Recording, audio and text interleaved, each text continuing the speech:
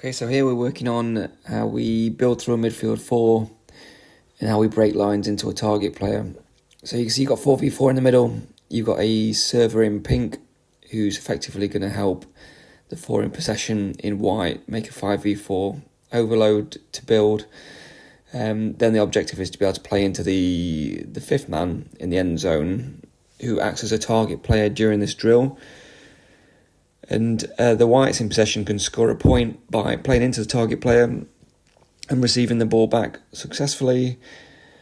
And the blues can score a point by winning the ball and playing back into the server, who's pink in this example. If that was to happen, the server would then just play straight back to white and the game recycles again. So objectives here, we're working on a midfield 4. Really, how we build through a midfield 4. So we've got a 4v4 battle in this middle section, but we're also working on the elements of having support in the pink player. So that could be a centre half who's supporting generally hasn't got much pressure on the ball, or a goalkeeper, and playing into a target player. So we can break lines, we can play forward at pace, and that could be a 10 or an 8. Enjoy. Today we're improving our 1v1 duels. So in the middle we've got a receiver in blue who's playing for the attacking side in possession. We've got a defender in pink. And the objective here is just to work on our 1v1 skills from both aspects. So 1 for the defender and 2 for the receiver. So the receiver scores a point if they do receive the ball and they play back out of the square to a player that didn't pass to them originally, they score a point.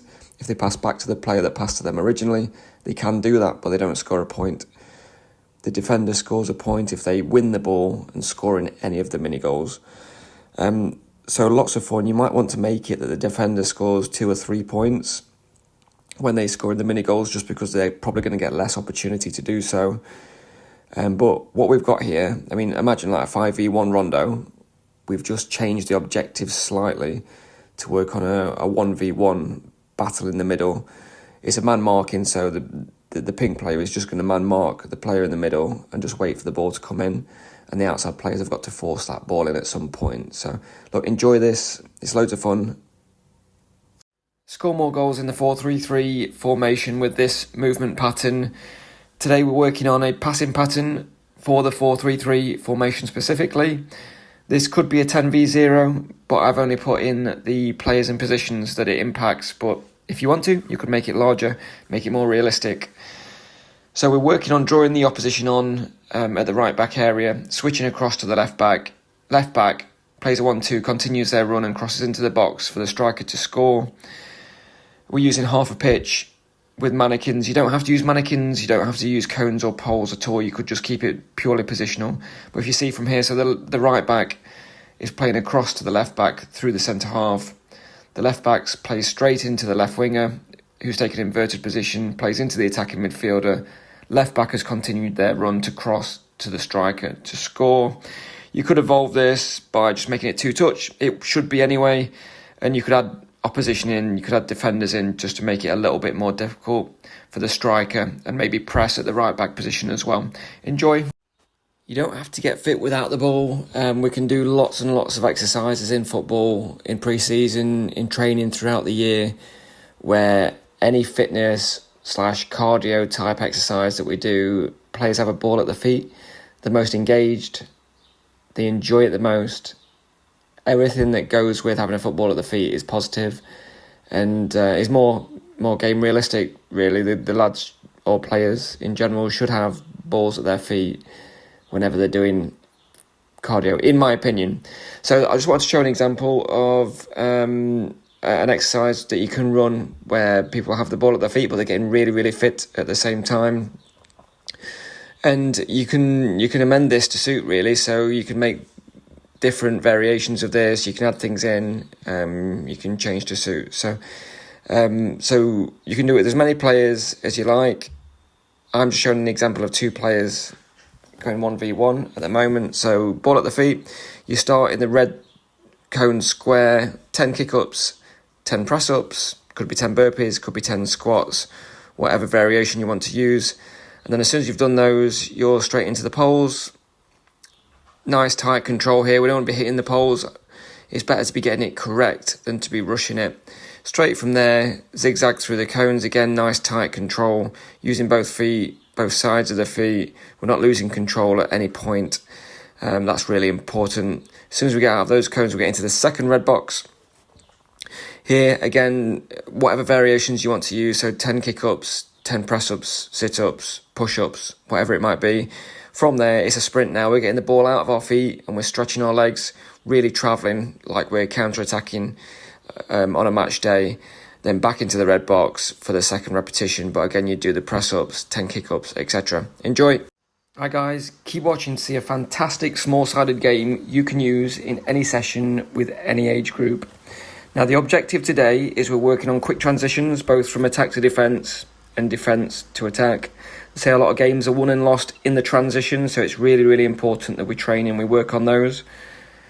I'm working with small numbers here, so 4v4. You can also do this in a 3v3, works equally as well. Probably get more touches of the ball, probably a little bit more intense as well. But that's what this gives us. It allows players to play more, get on the ball more, and work more as well. So if you haven't, really consider making small-sided games smaller so players get more out of it.